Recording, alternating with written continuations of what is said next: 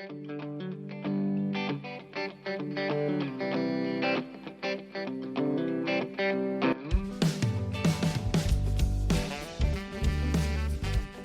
back to Moments That Matter.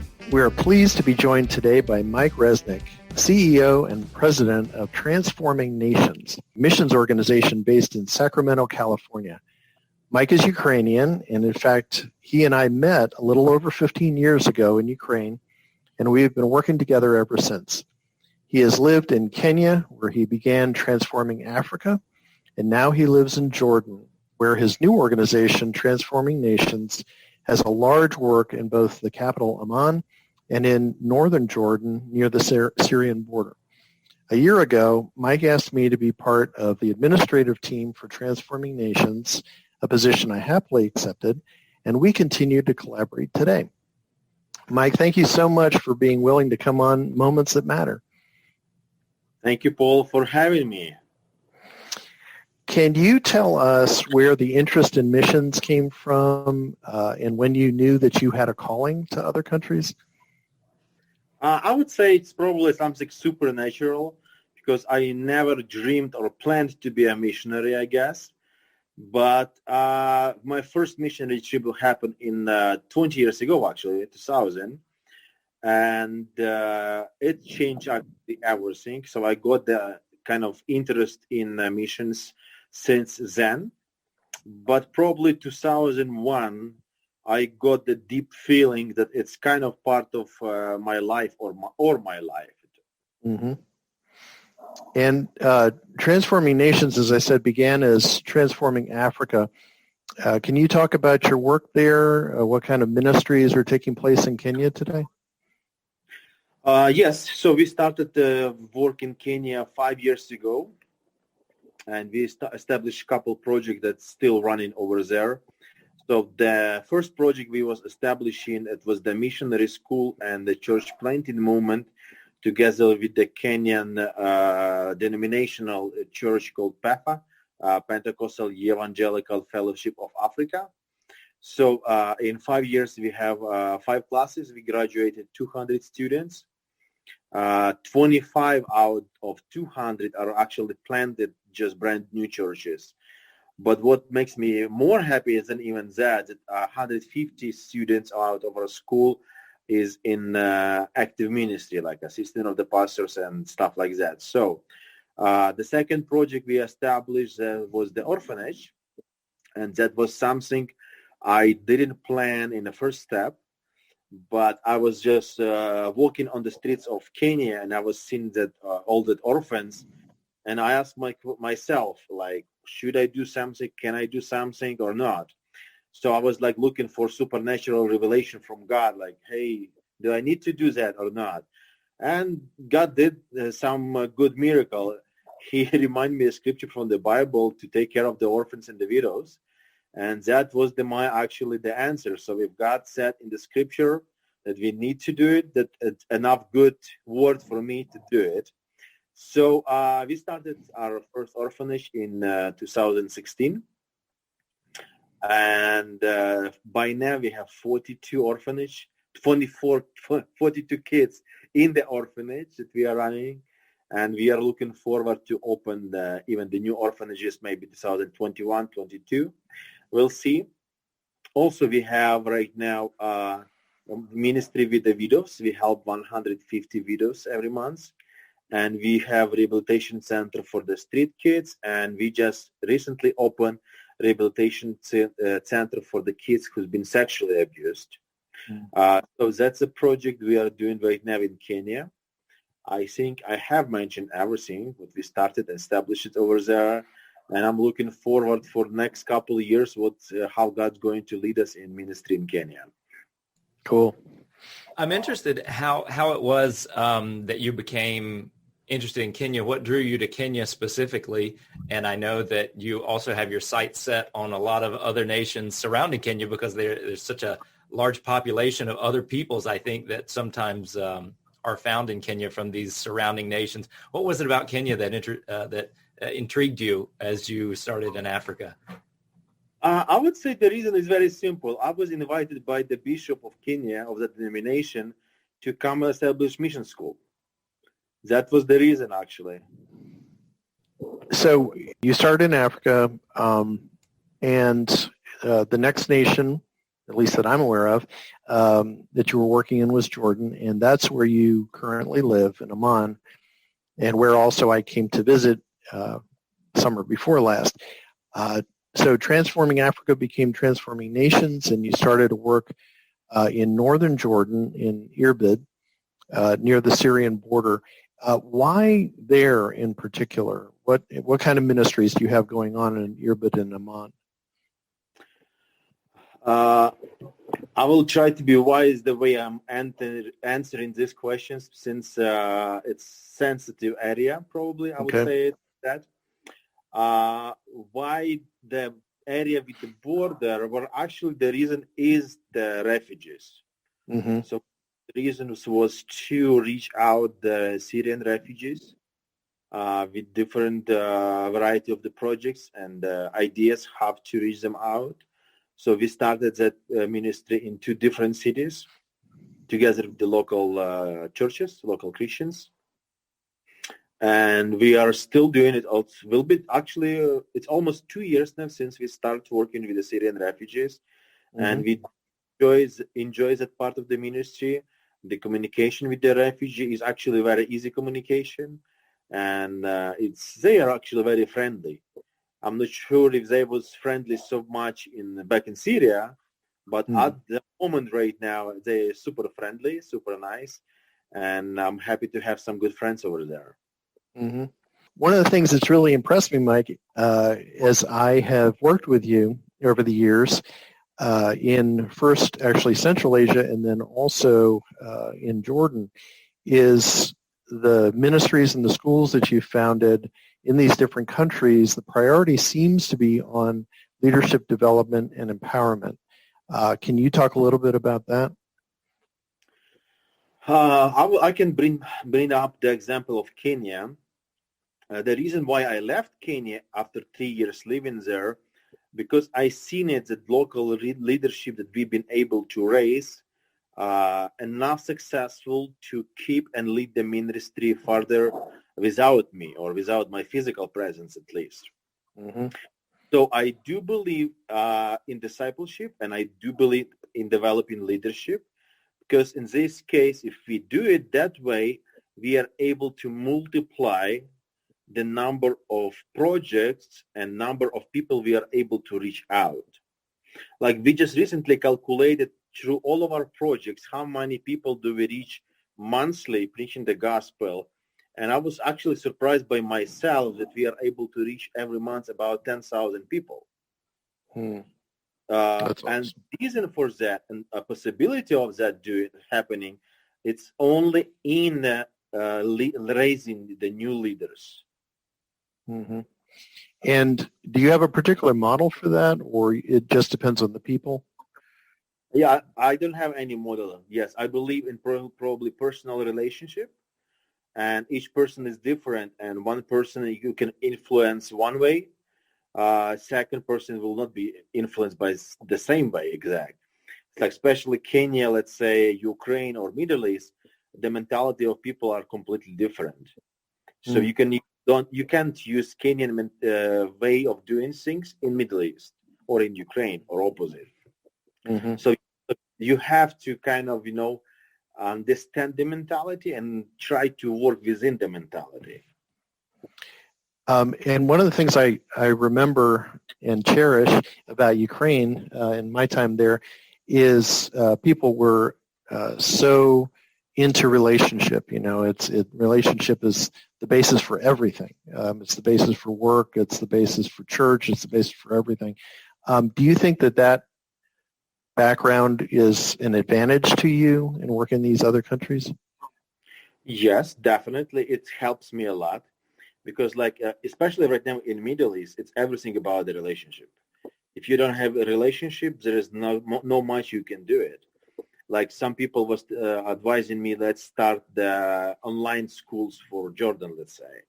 And it's not work because you need to have a cup of tea with the people. You need to sit down and just build a relationship and stuff like that.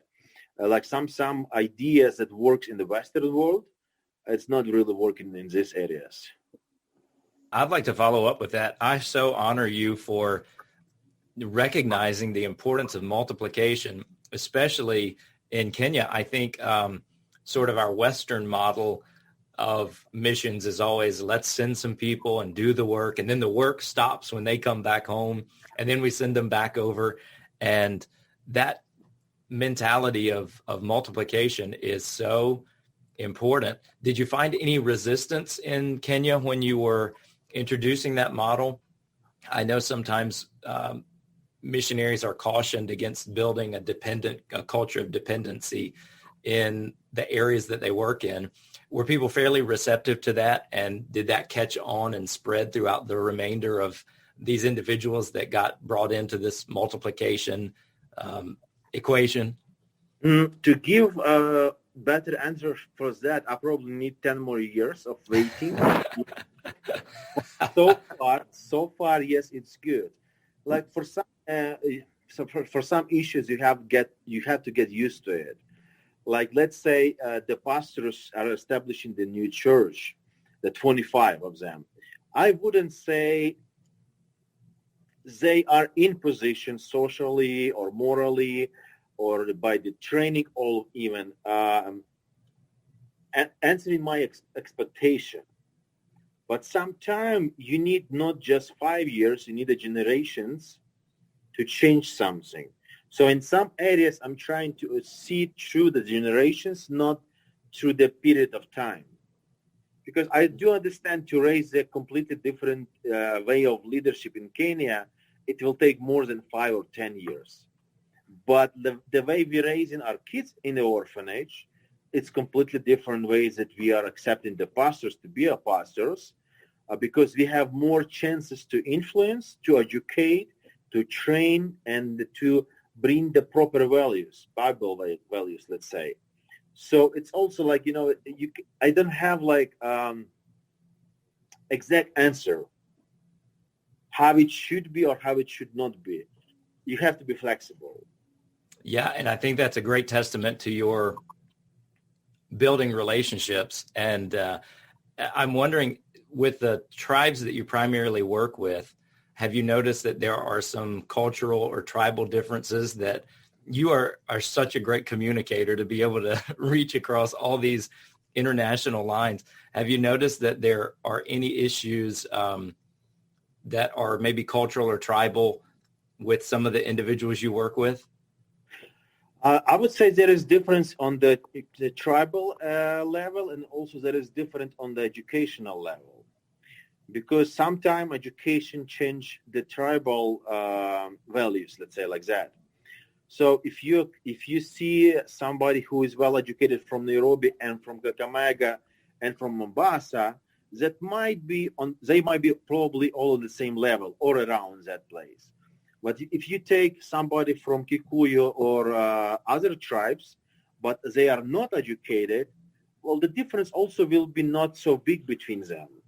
So tribal plus educational, and actually very important, the families they've been raised in. It's well-educated, it's rich family, or it's poor family. So it's also like, I would not describe that these tribes are so much different than that tribe, because it's still a lot depends on personalities and on the background. And probably my own expertise is not enough good to give a deep tribal definitions of differences and stuff like that. You also mentioned, and I think this is sometimes maybe overlooked, or we don't really have anything to compare it to here in the Western world, for the street kids that you have a ministry with. Talk a little bit about how you got connected with that ministry and what the culture is around these street children that people honestly, I think, would be surprised to know these kids really don't have families that they go home to, and they kind of travel together and get by as best they can. Well, the street kids, it's a huge problem, because what they get through, it's you can't find out in the first day of communication. Like after we start working with the street kids, probably a year or two later, we find out that most of them been raped on the streets by older guys or by just older people who are walking on the streets, not exactly older street kids. So the background is terrible in most of the cases. And what we are trying to establish is not just to rehabilitate them for something nothing. We're trying to rehabilitate them in a way to bring them back home, to restore the relationship with the family members. It's not easy. It's not always possible. It's not always happening. But that's kind of the best way to do it, I believe. But like now we have 3 boys in rehabilitation center who are orphans. So and on our orphanage, on our side, we don't have any more space to get the new kids. So we're trying to find the place in other orphanages, possibly to send them back, send them to the orphanages. But at the same time, we have some good testimonies on kids going back to the family members. But like one of them, it's probably horrible testimony, kind of. The boy ran away from home because his mom was abusing him. But he agrees to go back home after she dies. Mm-hmm. So she did die, and he go back home. So that's a different story from the orphanage and from everything else what we are doing. Yeah, amazing. And I just so honor you. And ministries seem to have so many different avenues with orphans and widows and education, and you're doing it well. And that's just so awesome to see. Thank you. Appreciate it. Well, Mike, you're married now to a beautiful Ukrainian, and you've just had your first child together. So how has that changed your life in ministry? Oh, I find out what means missing someone. Because that I did like, what is that? What people are talking about? I don't know what is that. Now I know what is that. So some emotions actually been raised up within me. But that's a great emotions and that are great feelings of responsibility. And actually, I'm super happy to be a dad. Where is Transforming Nations planning to minister in 2021? Well, by now, so we are ministering in Kenya, Jordan, Turkmenistan, Uzbekistan, Kazakhstan. We have a couple of next stages. I'm not sure because of quarantine we will be able to accomplish what we would like to accomplish. But we are looking forward to start ministry in Kyrgyzstan, Egypt, possibly Turkey, Iraq, Syria, Lebanon, and maybe not next year, maybe 2022, Vietnam and China. Oh, and would those ministries be similar to what you're already doing in Kenya and Jordan? Actually, in Kenya and Jordan, it's completely different projects we are running, actually. So we're trying to see the need of the country, of the area where we're going to work, and give the answer for the need. Mm-hmm. So like Kenya, the main problem is kids, orphans, street kids, sexually abused girls and stuff like that. In the Kyrgyzstan or Turkmenistan, it will be completely different problem. Like in Turkmenistan, the Christian activity, any Christian activity, it's kind of illegal. I'm happy I'm not going there, so I can speak a little bit about that. Mm-hmm. But like trying to reach out people with some social help. Step by step, slowly. You cannot bring the big numbers, but you do it step by step and believing in generations. Mm-hmm. And so would you characterize the needs of Central Asia as being similar to each other? Yes, I would say probably yes.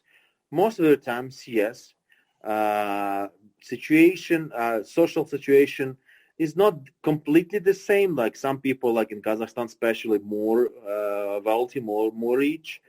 But otherwise, even the social work we are doing is not for the sake of social work. Is there anything in particular you'd like to talk about with regard to Transforming Nations and the ministries that you're involved in that our listeners would be interested in knowing?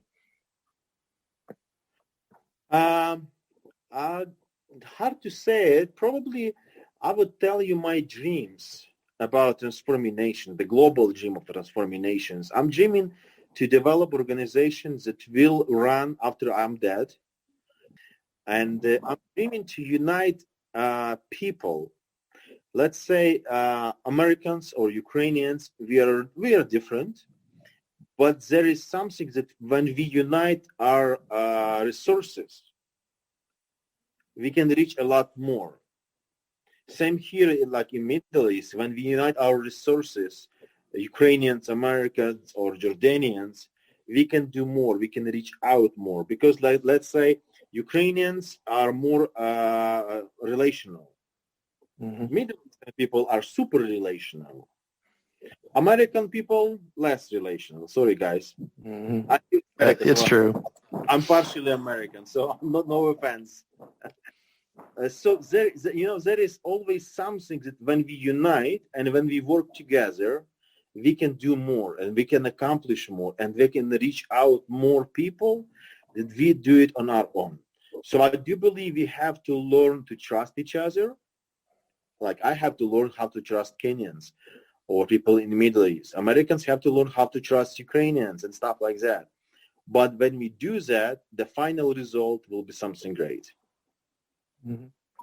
And speaking of partnerships and working together and that sort of thing, it seems like an important partnership is with churches, both in the countries that you're working in, but also in the United States.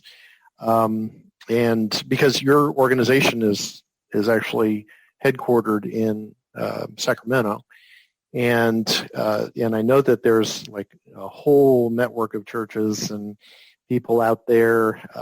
Can you talk about kind of the importance of I'll call them the diaspora of, Ukraine and Russia and these folks who have moved to America, the importance of them for your work? Mm-hmm. Before that, you just mentioned about churches generally, like even in the Middle East. I will tell you something that I really deeply believe in. I do believe in mission work with the deep relationship with the local church. Sometimes it's not easy. Sometimes it's easier to be by yourself. But I do believe when we talk about something long-term, that is more fruitful and more successful. Talking about the diaspora, Ukrainian or Russian or Slavic diaspora in America, what I can see is that Slavic churches really do believe in missions, and they trying to accomplish what they can from their own point of view. But what makes me feel happy is they are really trying the best way they can understand. They trying to do it. Mm-hmm. Yeah, and just like you've built these leadership teams in other countries, you've built a really great team in America, and I'm just very, very impressed. It's my joy to be around these people. It's just great. Well, you are not just an admin team member. You are a vice president. I just want to remind you. I appreciate you continually reminding me of my responsibility. Thank you. So how can people help your organization if they want to? What's the best way to contact? Well, they contact me personally, or they can contact you the website. Both ways works well. And anyone who would like to partner with any of our projects, you're welcome to join and visit us and be part of what we are doing. Okay, and just to be clear for me, is it transforming-nations.org? Is that the website? And there's a donate button and how to get involved and all that other. Yes. I encourage everyone who's listening.